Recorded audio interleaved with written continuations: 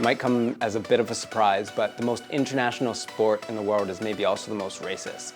A lot of soccer players have been complaining about racial abuse in and on the field by other players, by fans, and now even last week by referees. It's a big problem and one that maybe the international football body is not tackling properly. Soccer is a very international sport, and there's no reason there should be racism in it.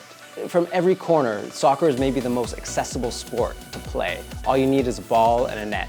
Unlike other sports that have high costs and equipment purchases, you don't have that in soccer. So everyone can play and everyone should play. There's a couple examples of managers in pro soccer, but not many who are black. There's 3 in the Premier League right now, I believe, and they're doing a fine job, but it's hard to always quantify the job that a manager does, and that's why racism is easier to accept on the managerial level than as on the player level. That's what's limiting black players from becoming managers later on in their career.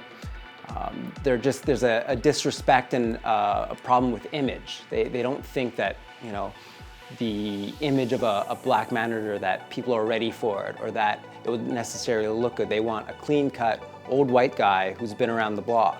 And this is a big problem.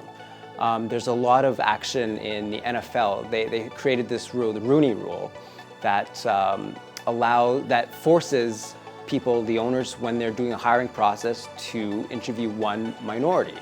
And since that rule came into practice, the employment rates for minorities have shot up. And so they're looking to actually do something similar to this in pro soccer. The change that really needs to happen in soccer is going to be slow, but they're not quite there yet. They're kind of doing like a surface scrub of the issues, and it's going to take another maybe 5 years, 10 years until this isn't even a question anymore, that there is no problem. Racism needs to get out, and it needs to start with the players respecting each other. They're coming from every corner of the world. They need to respect that, and the fans need to do that too. And once that turns, then the owners and the media will follow suit.